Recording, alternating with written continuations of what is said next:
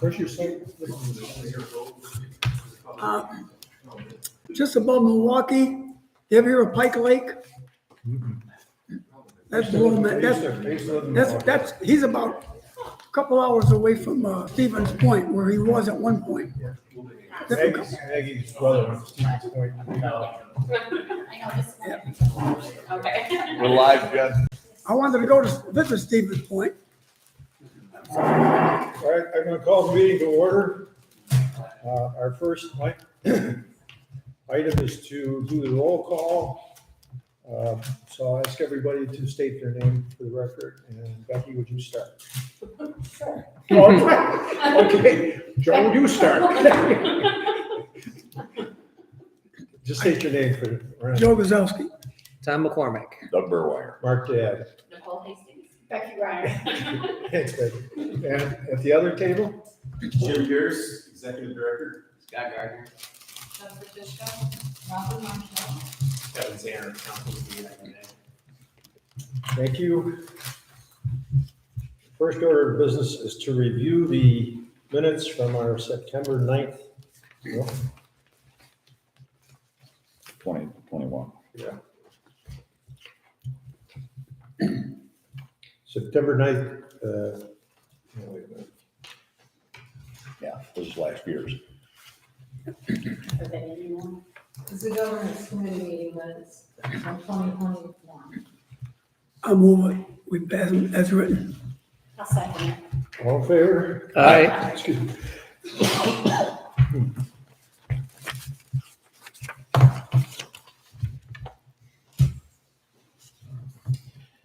Okay.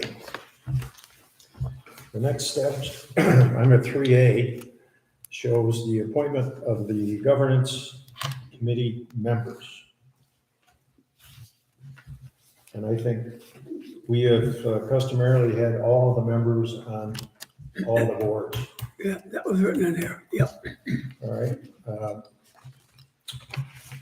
Can I entertain a motion, excuse me, that all members of the, all present members of the IDA will be members of the governance committee? So moved. All in favor? Aye. Second. Thank you. Oh. Okay. And under 3B, we'll have the same, thank you. I'd also entertain a motion under 3B to have all members of the IDA be appointed to the finance committee. Do I have a motion to that effect?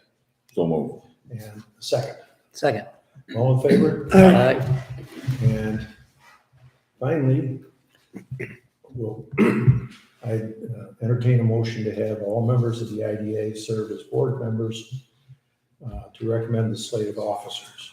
Do I have a motion to that effect? Move them all the same where they are. Let's leave them there. All right. Second. All in favor? Aye. Okay. Now.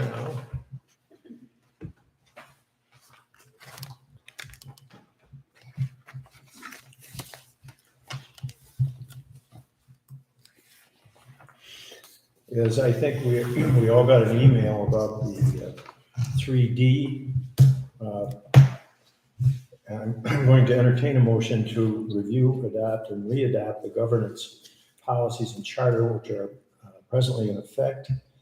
And as we learned from that email, all of those documents 1 through 6 are on file and are available from our website. Is that correct, Mr. Pierce? That's correct. I also have hard copies here today, if anybody wants to look at them. All right, does anybody need time to look through those documents? If not, I'll entertain the motion that I stated on the record. So moved. Second. All in favor? Aye. Okay.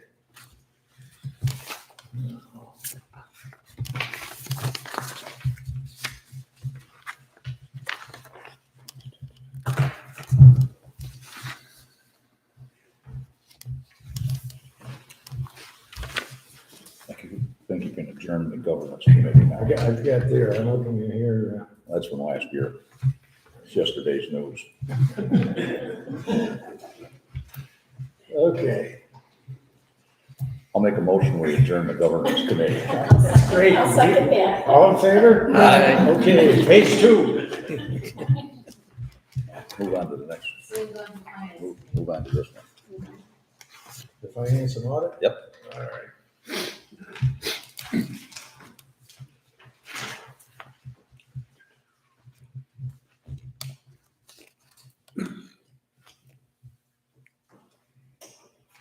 All right. I think we can state for the record that all members of the board are present, and I won't insist upon an oral roll call. Again, I propose a motion to review and approve the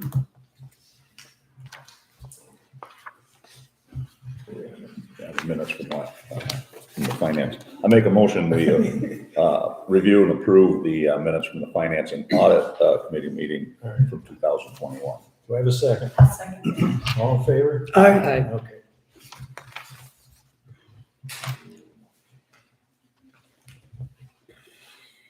Okay, now, number 3, Yeah. we got to review the budget for 20. I'm looking for- So the last item that's attached there for different. Oh, I see it. That's the budget proposed for, 2023. All right, under 3A, the budget is attached, is the third sheet under the agenda. And do I have a motion to approve the budget as presented? That's maybe Robin. Is there anything she might want to highlight? Robin, is there anything that you think we should look at? No, it's pretty similar to what we had in the previous years. The fees earned at the top there is a little bit less only because we don't have the huge projects in the pipeline like we had previous. And for the most part, we've kept it close to the same. With exception, we did reduce a couple items that we haven't been spending as much with consulting and some professional services, but. And we did reduce at the bottom under special fund allocations, we reduced a little bit there because we haven't been using toward the special fund, but if we need to, we do have the funds available, so. That's about it. All right. Anything further? If not, I'll entertain a motion to approve the preliminary budget for 2023. I'll make that motion. All right, do I have a second? Second. All in favor? Aye. Okay.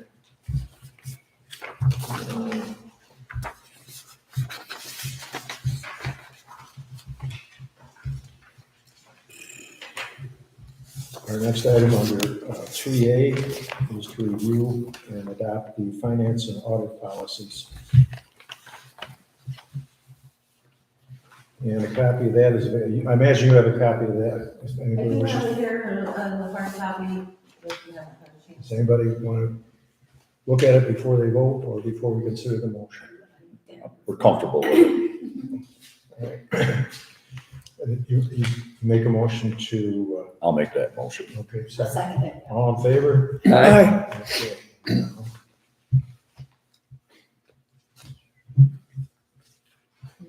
And now we have to do the audit committee charter. You have a copy of that as well, Robin? Yes, I do. All right, does anybody wish to look at it before we vote? All right, does somebody want to make that motion to? Someone. You got it. To approve and adopt? Yep. So, second. All in favor? Aye. Make a motion, we adjourn the finance and audit committee meeting. Second that. All in favor?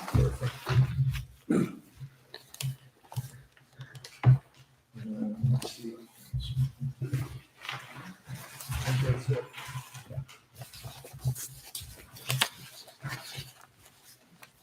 Okay. That satisfies number 4. And on to this one here. Right.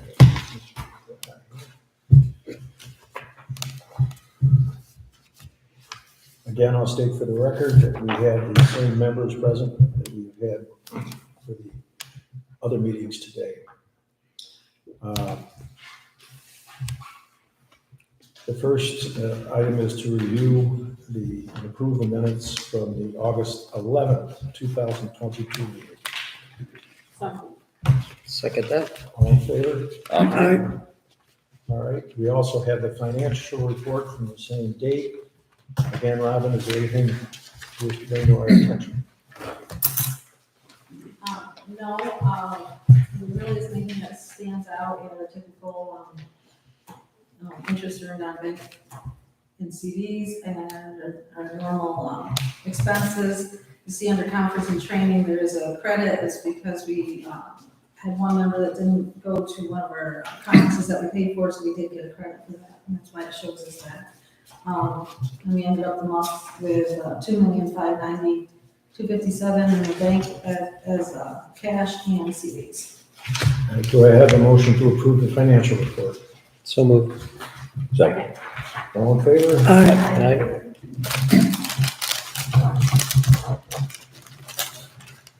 No.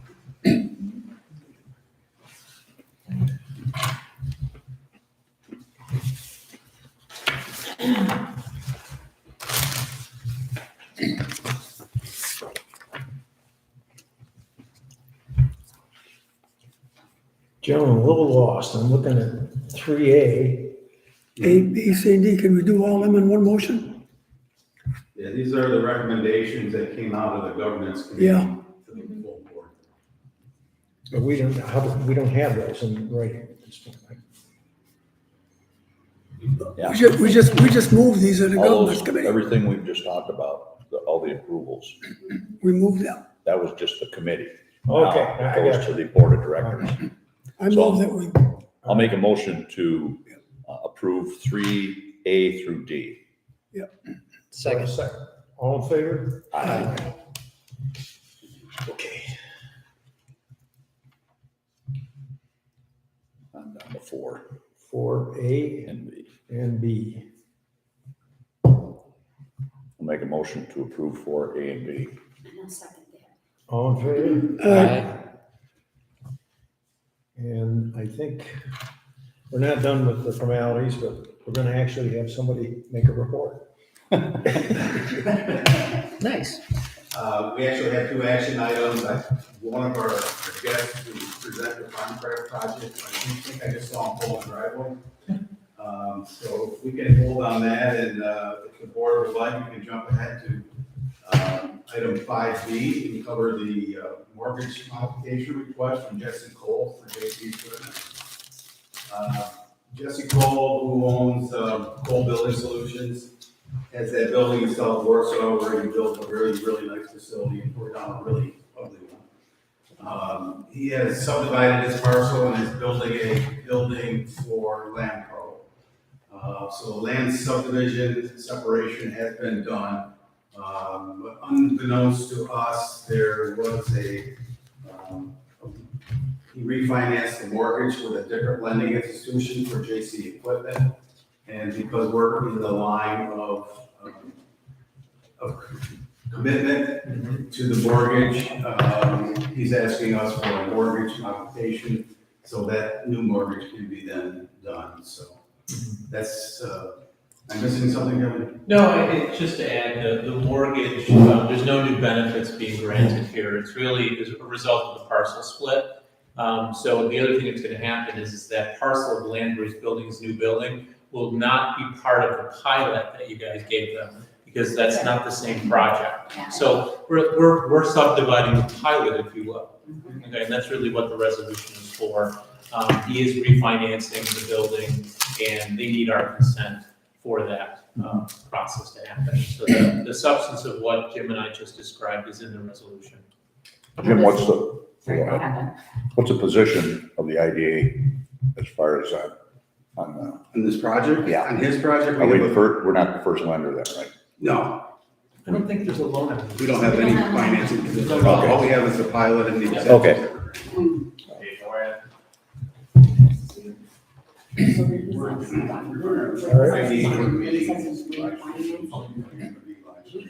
We got no jurisdiction on it. I know, right? Yeah. Okay.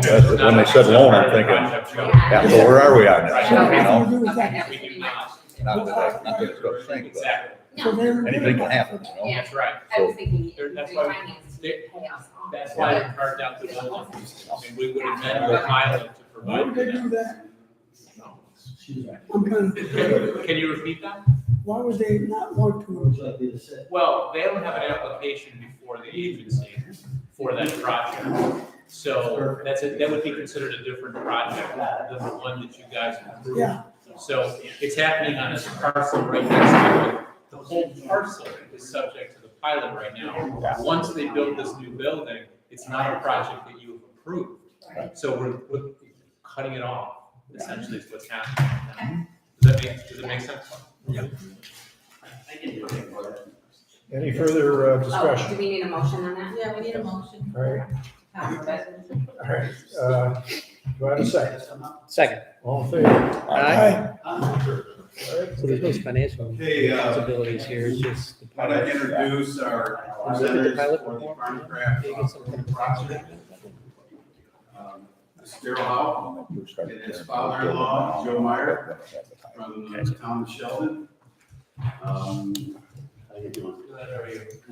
is passing around a presentation packet that Daryl and his wife Ashley put together. An overview of the project. Once everybody has them, Daryl will give you the floor. Okay. Thank you. You betcha. I'm sorry. No, I didn't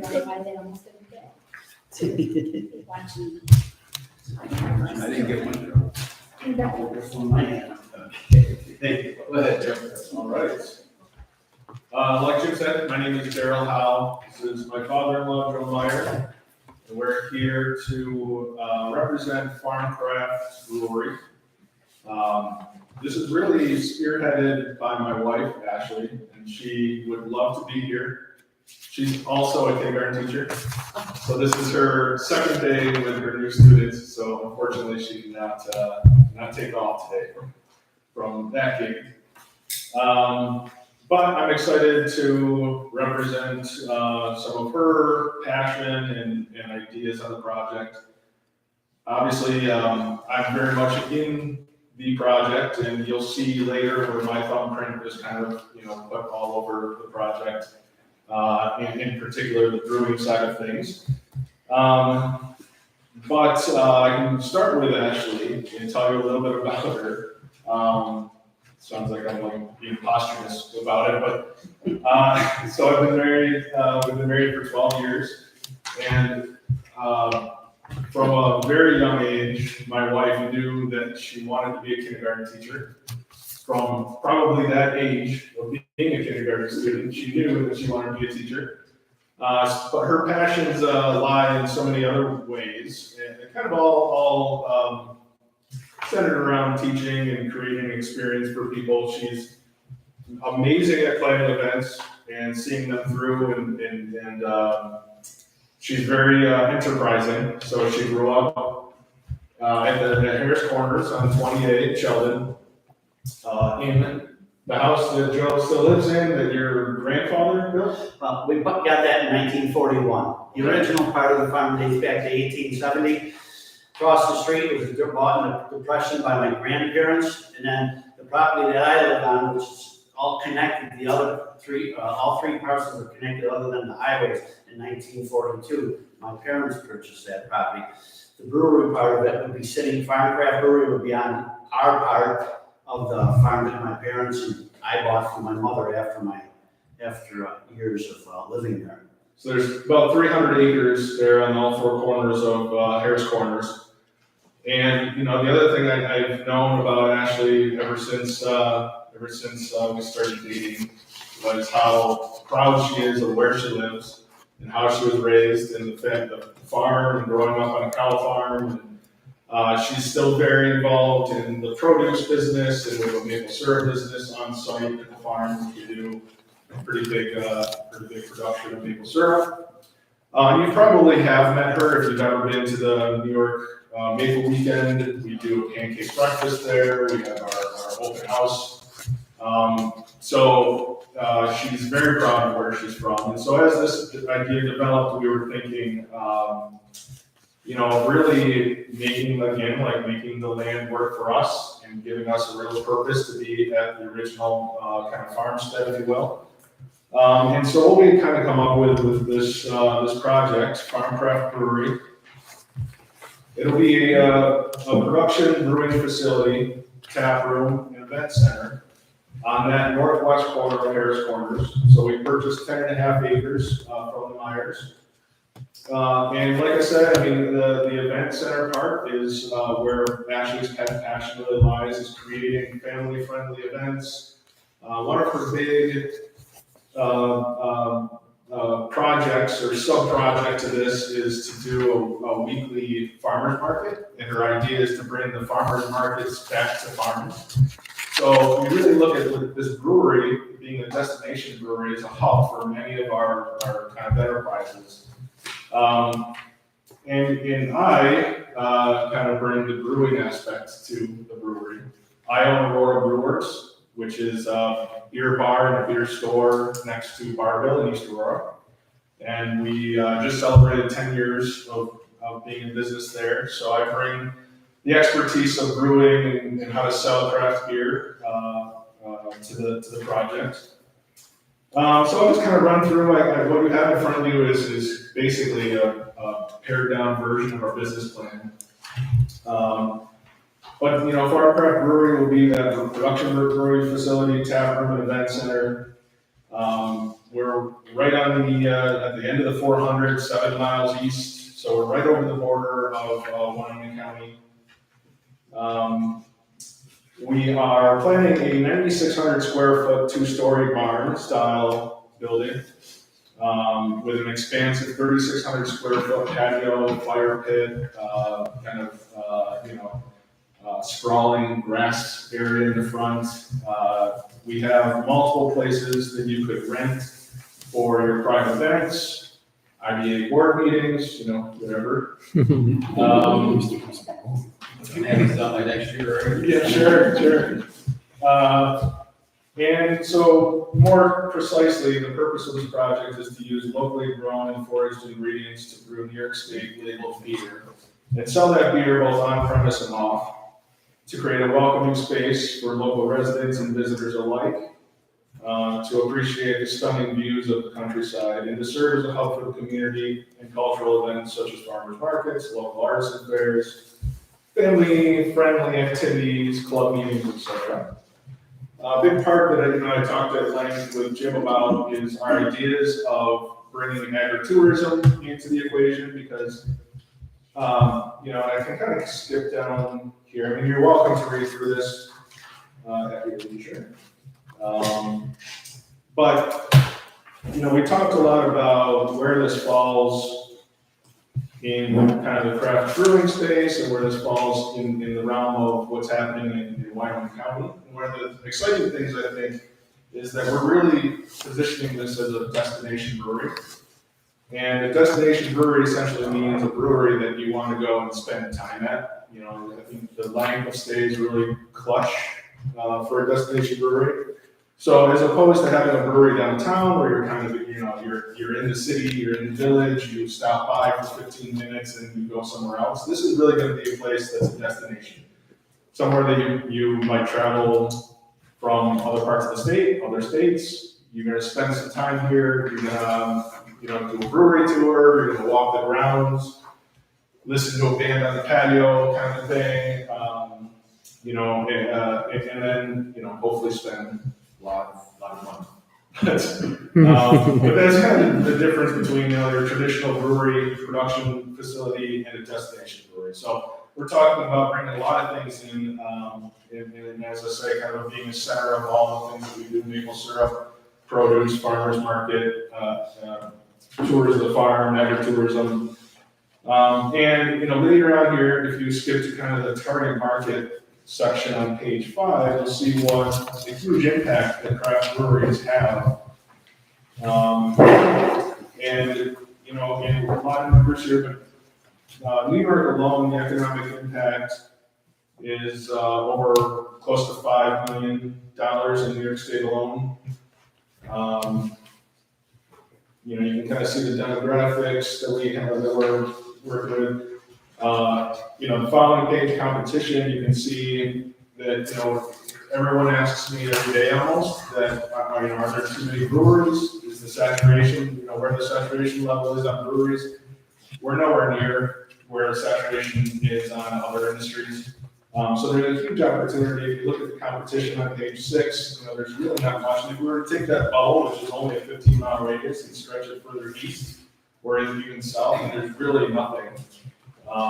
So I think we have a huge opportunity to get people from other parts of the state to come visit us, and then hopefully they spend more money in Wyoming County.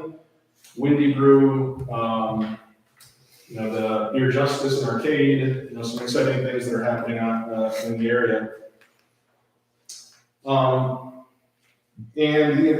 wanted to add a lot about this tourism and marketing on page 7 because there's just a lot of great things to read through, just in terms of the economic impact of beer tourism, how beer tourism is now a thing, which it wasn't always, but just the willingness for people to plan their vacations around going to breweries and bars.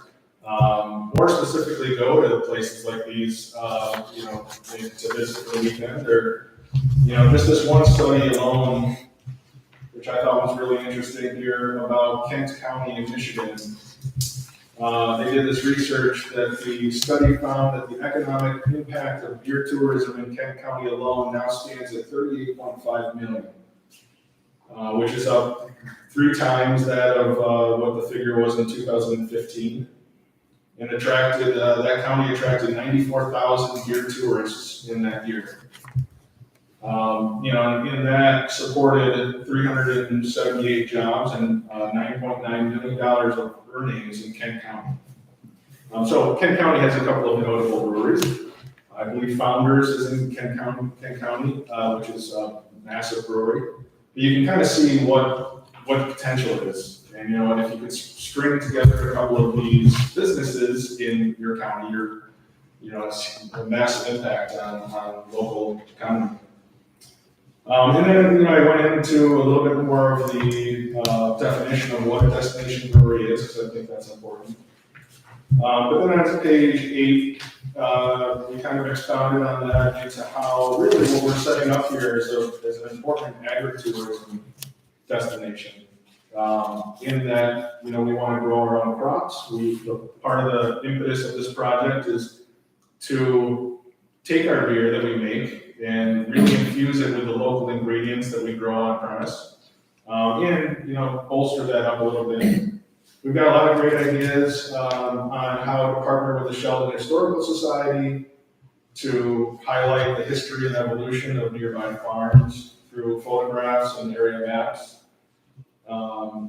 We are going to partner with local farmers to use our spent grain from the brewing process to help with their feed, to be supplemental feed for their livestock. We are already a huge part of the New York Maple Weekends, doing more things like that with hop harvest and fall festivals. And then also, just like I said, through the farmers market, selling goods and local goods like honey, baked goods, things like that on premise at those farmers markets and things of that nature. So we have a lot of ideas, but we think that this is a very exciting project, something that's, I didn't get too much into the economic impact of craft breweries, because I think that's pretty well documented and known, but the potential is huge. And one of the more things, I love doing with the business plans, because a lot of people ask me about making business plans, since I've already done a few of them. And there's a lot of arbitrary stuff that goes into it, but I think one of the nice things about doing this is that it forces you yourself to, even though you might have it in the back of your head, it forces you to verbalize it and put it on paper and look at it. And one of the more surprising things was I always knew that 28 was a thoroughfare for tourism from downstate to Niagara Falls to Toronto.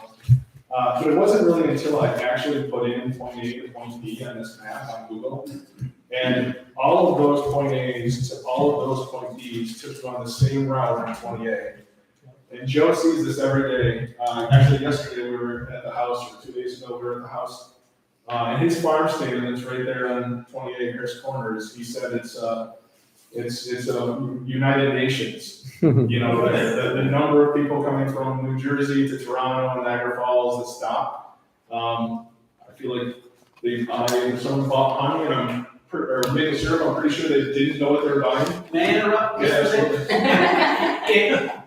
It's an amazing thing, as much as many people complain about the traffic on 28. I look at it two ways. Either absorb it, take advantage of it, and move forward. They're gonna go that direction anyways. And if we can bring them through that town, it's something. One thing is lacking, restrooms. I always say where the truck spot is to pull off on 28, they should have a welcome center or some sort into this county. Make clean restrooms and alleviate the one problem that I hear as a councilman in the town of Sheldon from people complaining about people stopping on the shoulder of my own farm. But I also want one on the west end. When they leave a Bills game, they go up Folsomdale Road, which is by the Harris Corners Fire Department. They pull up onto my property and clean out their car and use that as a restroom. Okay, so there's an advantage of this also. Well, I have to have a larger septic system and everything here, but my point being, bringing back, I had people from Peru and Brazil here in the past 10 days at the stand. The one gentleman was traveling from New York, Niagara Falls, and then come back, and he saw the sign that said Maple. He says, my family is in the sugarcane business in Brazil. And he was totally fascinated. After an hour of conversation with him about the maple business, he had never tasted it. Of course, we did a tasting, went over to the building. But that's what we have going through our yard. I think the next time we're gonna do signage is gonna have it in 4 different languages along the road, because it would be an advantage for me to have that and broken down in other languages, what is ahead. But the traffic number is there. and to expound on that too, even family members have said, well, you're gonna have to put a sign up. And totally serious, you're gonna have to put a sign up that says no public restroom. And I said, absolutely not. Every time someone comes in, the restrooms are on the other side of the building for a reason. Every time they walk by, that's an opportunity to say, hey, have you ever tried American beer? Have you ever tried craft beer? Have you ever tried an IPA? Have you ever, we've got a lot of merchandise to go. We have snacks. It's an opportunity to make a sale. So You have to go buy all of our maple products to go to our restaurant when you come in the front door. All right, so I mean, if you buy or you don't, it's tempting. And if you have this, you see it's. So, to get back to the map here, it says that the point A's basically connect about 11.7 million people to the point B's, which is about 36 million people. And I don't know, there's not a whole lot of roads like 28 that can say that. It really is the thoroughfare for those two areas of the country. So there's just a huge opportunity. I think that's what excites me is, we've been lucky enough to be successful at Aurora Brewers. And I think really the success comes from when you have a huge passion about something and there's the business opportunity to actually make it work. And this, I think, is right there. And then I added, some fun stuff at the back, some renderings of what the building we're looking at looks like. I have more of those if you'd like to see that, but really expansive building, expansive land, and huge opportunity. So, I don't know if I covered everything that. Yeah, we got some other things to talk about the project. Yeah, absolutely. But, I think we can probably bring it over. And the snowmobile trail cuts right past it across the farm. I checked that. If we get snow. It's actually on our property.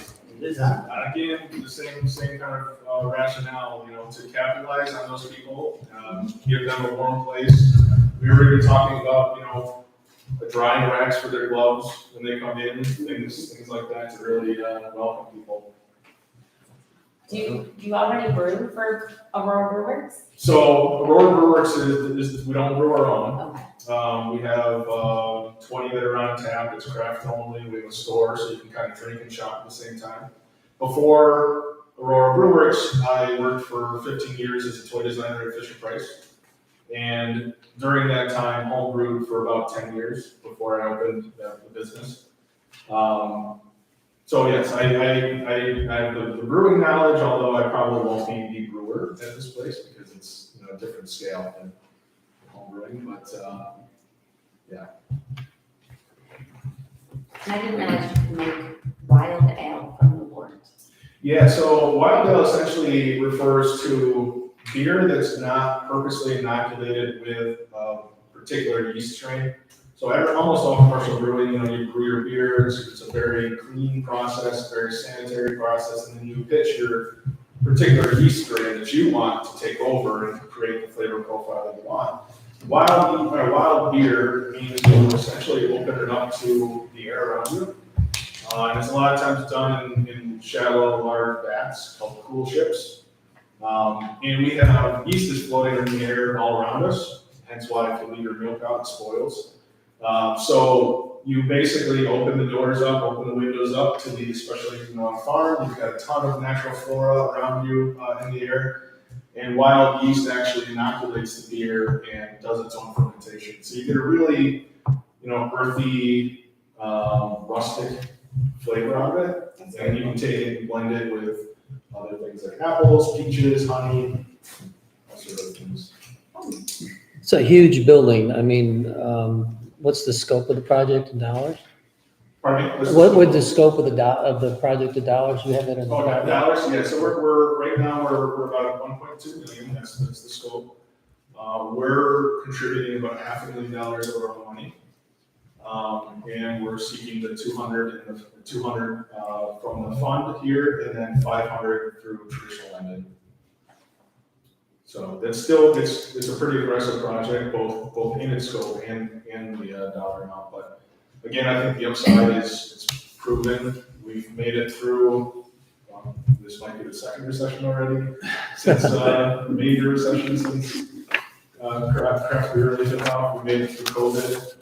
And if anything and I wrote it here as well, if anything that the COVID health and social crisis has shown us is that people want to get out of the city. They want open space, you know, but socializing is still important. So if anything, I think the destination breweries have taken off even more so.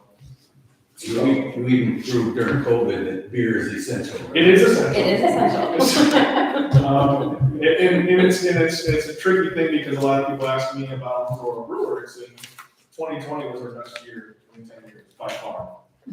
Unfortunately, because of the shutdowns, the margin between package sales and draft sales was about 10x. So we would have had to do 10x more to make the same amount of money. So our overall profitability was way down. But on paper, it actually made it harder to get any of the grants from the state because from the federal grants. To show some losses. Right, and I'm like, we had a banner year, we just didn't make much money. So, but yeah, it's essential. As far as destinations also, we recently were up to Maine, and on the way up, we went to the sidebar into Massachusetts. I had never heard of this place called Tree House. This is an amazing, they're very well at what they do. You come in, you get a wristband, all right, it's children friendly. You go to the bar, you order, you go to another spot and pick it up. And it's all handled that way. They use no cash, they use all card. It was amazing to me. Bands are 7 days a week, and there's something for children to do the whole time. Hiking pass, they get about 1.5 miles of hiking pass on that facility. The outdoor, I want to say pavilion, probably would do 300 people on picnic tables. So it's trying to make it a warm setting. I think it was amazing. They do it very well, and I saw ideas. We both saw ideas that need to happen as far as that goes. And as far as tourism, Treehouse, if you're not familiar, it is probably the most sought after beer and brewery in the country. And I'm not exaggerating. Treehouse is a place that hundreds and thousands of people travel 6, 8, 10 hours to go to Treehouse alone for the day and come home. And again, really not an exaggeration, you will never see someone leave with just 2 cases of beer from Treehouse. They have a section of the brewery, it's huge in production and tap room space, 3 different bars, place that you pick up your beer from, but they have about a space about the size of this room just for hand trucks, like hand truck parking. Because when you go there, you buy enough to load a full hand truck and push it to your car. It's no joke. And so just in terms of what breweries can do for tourism is insane. It's really surprising. So. In Love or Hate 'em, they use food trucks. And there was three food trucks, different ones. Ice cream was one of them. 3 different things. And that eliminates a lot of the kitchen, and many problems within staffing. The trucks were there, and the food was of great quality, and they had it set up so they had picnic tables. They didn't just have Adirondack chairs. That was, it was a whole different ploy. And then just one more last thing about the event center. I know that there's been a couple that has been popping up in Wyoming County lately to be married at big event centers. The one in Sheldon, the one there. By Maximo. Yeah. It's still surprising to me because we have a space underneath Royal Brewers that we rent out. And actually this Saturday we have a big wedding after party. We do a lot of wedding after parties and rehearsal dinners. It's surprising to me that even though we have a few more options, people are desperate for event places to host small events, big events, wedding receptions. I think the days of going to like Creekside, where I got married in West Seneca, is in a banquet facility is over. People want to get married at Knox Farm. They want to get married, at these event centers. The Chateau up in Pembroke, spectacular places. So there's a huge opportunity in that. And actually, our first year is going to be really focused on, getting the community and the cultural events and the private events going in the space. So, Any questions for Daryl or no? You know what they say, beer isn't just for breakfast anymore.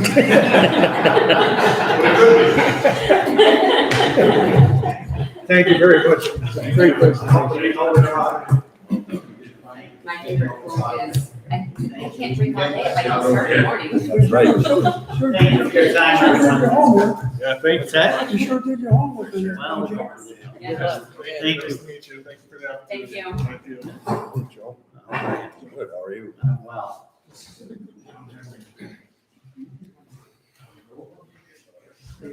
Yeah, some guys. That was like an amazing progress. Pretty ambitious, yeah.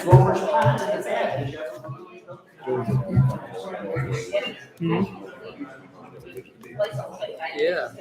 So the 3 questions is how you gonna get that many people to come work there? You don't want to waste from anybody. You're in the middle of nowhere, which is what the attraction is, but also the distraction. Then I got thinking, What was the I'm third on the thing? north side. That's just a huge. And more times, I got thinking, You gotta build it, they'll come. That's kind of where you gotta go. when the That's first $1 million. time, people didn't drive as much. I don't think it's gonna be. You go on the north Who knows? side, I mean, that's a huge. and building. sometimes It's like- I gotta let that damn I mean, light I know blink it a couple costs times very before I can make a turn. Yeah, still And people have been down. Now he's dealing with a lot of equipment. I don't think just the equipment alone would be a thing. Well, Good luck to him. I'll tell you though, of course, Joe's always a big wine fan. Yeah, she likes him wine. My wife too. She belongs to this wine club up on Cayuga, like, Hearts of Cans. We were up there. Pick up more. This was a few years ago. Yeah. Couldn't get anybody to respond. Everybody around. Oh, we're driving down the road. It's going to be a winery. Way up on the hill, Yeah. outside of the Oh, okay. Yeah. old route now. well, that was quite a presentation, wasn't it? Board Chairman, Board, I draw your attention to this Amazing. project package. so we can, Yeah, exactly. this project. Could I ask you a question first, Jim? I'm still a little lost. Do we not have to have a report by these committees that we set up? No, the committee's just made a recommendation to the board of directors. Right, but So- where in this do they make recommendations? It's all done. It's in the minutes that will come out next year. No, I understand. Never mind, I'll ask it later. Okay. I've never understood this anyway. So in your board packet, there's a summary page of the project. I won't go into a lot of detail because he covered a lot of it, but it is a $1.2 million project. Just because the incentives that proposed for this are going to be greater than 100,000, we were required to do a public hearing. So we did the legal notice as required, and we did a public hearing over in the town of Sheldon at the town hall on August 31st at 3 o'clock. Just myself and Robin were the only one in attendance. That happens quite often. I've seen this. We scare people away, I think. But, so there were no comments from the public that were available. This project, by the way, already has all the local approvals at the community level, so it's already been accepted by the community. There's parts of the application that Robin has included in the packet in there. He talked about the job numbers. One of the things that, from an economic development standpoint, that we always look at is what is the economic impact of this project for the incentives that the IDA would be providing. So on this cost benefit calculator that we do for every project that we're required to do, it amazes me that over the course of the pilot, this project will return more than $7.3 million back in local economic impact. And for every dollar of IDA incentives, it's going to provide 33 to the community. So 33 to 1 cost benefit ratio for this project. Council has prepared a draft resolution in the packet for the board's consideration. And in the back is also a copy of the seeker that they went through for the project. And the IDA did our own seeker, served as lead agent, and declared this as a negative declaration from an environmental standpoint. So with that, I will present this as the project for the board's consideration. What's the timing they're looking for? It's going to depend on the financing. As Darrell mentioned, he's going to be coming to the Business Assistance Corporation for a portion of the funding and another lending institution. They have not secured that financing yet, but in my opinion, it's going to be recommended that, the bank will fund this. Obviously, if you look at the amount of equity that he said he's putting into this project on his own, that's a pretty bankable loan. Well, Joe owns the 300 acres. He's got the equity in the farm on top of that. And he's a shareholder in the LLC. Is this going to be set up as an LLC? It is. Yeah. I see that. Do they disclose the shareholders? There's only one according to the application. Yeah. Will that be It Joe? looks good because it's a female owned, Oh, it's his wife. Yes. that's smart. Joe's daughter and Gerald's daughter. So the guarantee though, I mean, I'm not making any assumptions, but I don't think she has the equity. It's not enough. Well, I don't know what her net worth is or anything. And that's not my question. I'm just common questions about the legitimacy of their financing and their ability to pay back the loan. I don't like being a banker, but Yeah. we're forced to do that. Well, we certainly, the board's gonna get a chance to vet that whole thing once they Okay. come in with an application. I don't even have the application in yet. Actually, we do have the application, but we're waiting. It looks like M&T is gonna be the bank institution on this, and we're waiting for the bank to do their due diligence on the credit analysis and underwriting. And once they do that, they can share it with us, so we don't have to pay an underwriter to do our own analysis and then charge borrowers to do that. So M&T has done this before, that we did it together at the Beer Justice Project over in Arcade. And so we're just waiting for M&T to go through their due diligence. on it. This would be about twice the size of the Beer Justice Program project, Yes. at least? It's a pretty nice project, and I think the numbers that he showed in terms of the traffic, That's it amazing. just blows you away. I see it. Yeah, they can come right through Warsaw. I love it. Before the border closed, it was half Canadian license plates. I was gonna ask I him, was yeah, betting with the guy, he says, I bet you're over 50% Canadian plates. This is before the COVID restrictions, yeah. It's an exciting project. So you need a motion? A roll call. Yes. Roll call, motion. Oh, Motion. sorry, got it, You okay. can make the motion, but just have a roll call. I move it.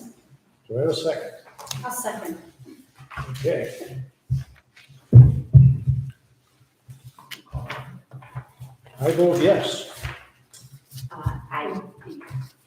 That's page 6 and 7 for the roll call. I think they're doing it. Oh, Mr. Burrow, you could vote first. Aye. Aye. I don't know Joe, what you're order not- I'm in. Joe, you're I next. haven't opened it Aye, yet. I'm yes, trying to find it. aye, yes, what do you want? Hey, the bottom of 6. Bottom of page 6. Sorry, Oh, got it. Tell me when it's my turn. Spell it out. I said aye twice, so I don't know. You can't say aye yet. Joe's gonna say, what, how do you vote, Joe? I said, yeah, I, Nicole? Aye. Tom? Yes. Jim is excused or absent. We have a whole bunch of categories here. And Becky? Aye. Okay. That's the first time I've ever done that. It's a lot of curveballs around here today. So this allows the project to move into the executive's, your review, is that the idea? Well, what the board has done is they're now have approved, a business can go forward with sales tax exemptions they can start using after we get the project treaties done. Okay, And then they'll be eligible for the pilots, property tax breaks, and then the mortgage financing part through the M&T Bank, they'll get an exemption on that as well. okay. Just, why did we do a roll call?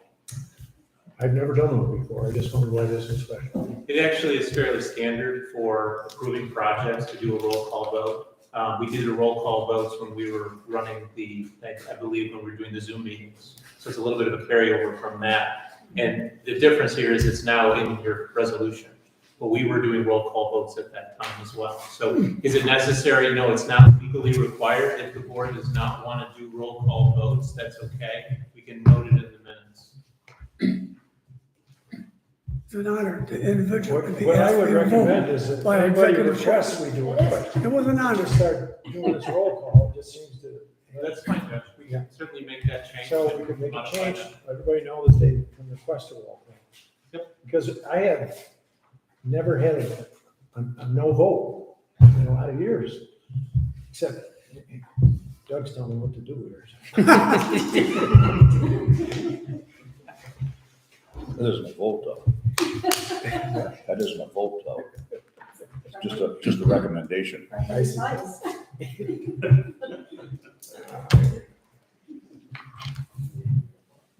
All right, Jim, could you, Yeah, the next item on the agenda is the annual report that we have put together. Robin did the layout and did a lot of work on helping to put this together. The opening letter is one from me, and it was just my observations of business development projects from this past year, in which I kind of cited that a lot of them were kind of pandemic, COVID-19 related, because we saw a lot of, recreational tourism expansion projects that the IDA has helped out with. We've seen a lot of warehouse projects.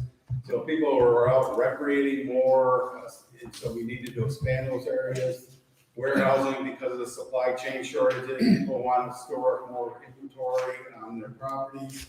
So those were essentially, the makeup of, I think, what drove a lot of the business development projects for us this past year. The financial accomplishments on the next page kind of shows the project activity. Last year, as you can see in the chart below, 2021, we had a absolute record year. A lot of our projects in this report carry over from year to year, but not everything is done within a year. So on the following page is a start of some of the success stories that we wanted to highlight. The Orangeville Energy Storage Project is now completely built and online, and we closed that before the taxable status date of March 1st, 2022. I did stop and take some pictures of it on our way to the public hearing that we did in Sheldon. The Ellicott Wind Project, the board approved, has not been built yet, but the project has been approved. And then the Duke Energy Project, which the board also approved, has not been built yet. Those three projects alone represent over close to $100 million of capital investment in Wyoming County. I mean, that's a significant amount of money coming into a very rural county. Next page is the Delaware River Solar Project, the 4 Pike projects, and then the Sunny's Highview Solar Project, which has not been started yet either. So we still have some projects in the pipeline that need to get to the finish line. We do highlight the Fair Justice Program, a project that the board approved of, and a few of us have even tasted some of their product over there.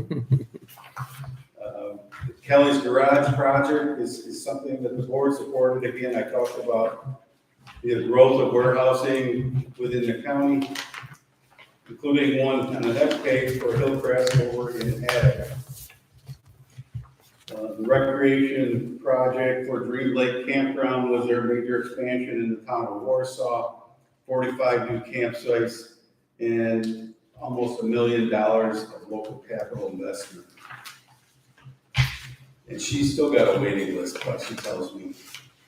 They're almost done with that project, by the way. So. On the next page, there's the Grass Scout project that the board supported, and then the Letchworth Base Camp project in Perry, which has been put on hold because Perry is pursuing some Main Street grants, and they put the project in hopefully for some funding of that. Then on the next page is Letchworth Valley Campground, where we are currently standing. Billy's been working very hard on this project, $1.2 million project. Following page is the Morton Salt's warehouse project and some pictures of what's going on with that. And then Monty Acquisition, also known as Select Door over Java. They're in the middle of their construction project, and things are progressing over there as well. And then one of the more recent projects that the board approved is the Park Warner LLC Countryside Chimney Stove, which is the Empire distributing business in the town of Arcade. And that building is well underway. I don't know if it's quite fully wrapped up or not, but they got it all skinned up and everything, I say. Yep. And then we heard from Farmcraft Brewery on the next page today, which the board has also supported. So down on the bottom are a few projects that are in the pipeline, and the Silver Lake Solar Project and TTI Light Industrial. While I was sitting here having lunch, my phone rang, and it was a guy from TTI wanting to talk about the project again. So maybe that'll get back on track. And then the Steel Avenue, as you know, I'm still working with the hotel folks for our property that we own over in that page. Following page is the administrative accomplishments of the board. Including, the BAC for some of these administrative functions and the business center. So we're really responsible for the micro enterprise grant that we got. We have all but about $95,000 of that money granted out to small businesses.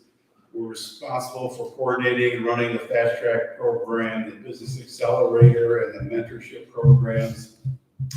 We work very closely with Scott at the county chamber and tourism. In fact, we're in the process of getting close to having a draft of our strategic plan that is also going to have a major emphasis on tourism. And then looking forward is just some additional information about moving ahead. So that part of the report is really the Wyoming County IDA section. This thing is getting thicker and thicker every year. So, for a small little county, I think we're generating a lot of our projects and with our help. And, you know, we're obviously leveraging a lot of capital investment, millions into this county. So I think the board should be very proud of that. The Business Assistance Corporation report is the next section. We talk about the gain loan fund, and a couple of the pictures there are is the Maple business that's just located in Barrysburg that's kind of still under construction. But some funding was provided for that project through the gain loan. The Beer Justice Program project also got $150,000 from the gain loan. That's a Grow Our Agricultural Industry Now program because of their local sourcing of inputs for the beer. Cal Kenna received a $200,000 loans. That's the Dream Lake Campground project. And the place where we currently are standing, Letchworth Valley Campground Resort, also received a $200,000 loan from the VAC. And then we still have one in the hopper for Arcade and Attica Railroad for some safety gate installations on some of the state routes that are, I think they're still in process. And so we're trying to reserve that money should they come in and need that at a moment's notice. So you can see that, you know, our loan activity was pretty healthy. And again, the last thing that, almost the second last thing, it always amazes me when Robin puts this report together of all the pilots and all the loans and really the huge impact that this IDA is having on supporting and growing businesses in the county. So with that, I would present that as the 2022 annual report. Very good. Jim, Grant, you can tell me something off the record a little bit. I was asked to support it, I said, absolutely. The Village of Perry is applying for, they might get a big grant, you know, for the village. Right. I supported it. Then I find out it's only for the businesses within that dip of Perry. That's great. As soon as you head south, come up the hill, come out of Perry, you're dead in the water. It's only that, the heart of the village. As soon as you come up the hill, I said, wait a minute, this is the Village of Perry up here too. They said, they don't count. You didn't tell me that before you asked me for my support. I told them that, you know, and that's all I'm gonna say now. But my opinion of some things keep on going south all the time. You know what I'm talking about, Mr. Moore. So it's essentially the downtown revitalization initiative grant that they're going after, and that does. They stopped going downtown. They kept in the heart. I said, well, you got, the village goes north and the village goes south. But they stopped right in that dip, you know, the village is right in that dip. That's where they pulled the plug. They have to have a target area, and that target area, if it's like the Main Street grant, because we ran into that same situation in Warsaw. The further out you go, the way the state looks at it is you don't have the same impact as you have if it's a more dense area. So they like to have a certain area. You can always apply for one later on for another area. I would like to think they'd like to move some of the density out, because there's only so much room. There's no room for expansion, say, in the Village of Perry. There's no room for expansion. There's room for expansion as soon as you go up that hill and out. There is room. Is it improvements though? Yeah. Building improvements, It's not yeah. because it's DR. Yeah. But I get that, Joe, because that was something that bothered me with as far as the state back then. But I also get what they're getting at. They want that wow factor with it. Well, you learn every day. I learned another lesson. You know what I mean? When you want my support, let's do a little homework. Tell me a little bit more first. Yeah. I agree. I know how to say yes, and I know how to say hell no, too.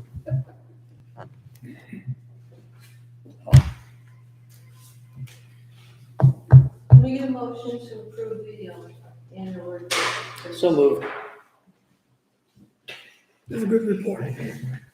Yeah, a motion to approve the annual report. Oh, okay. You got a second, Becky? Yes.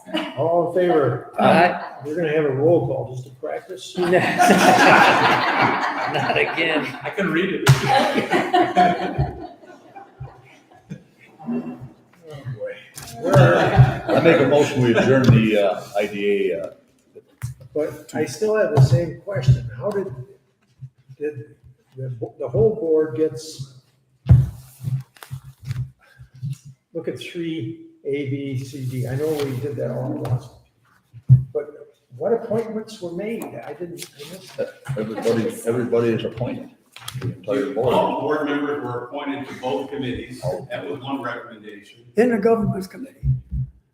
Then it went out, then we had okay it at the IDA committee.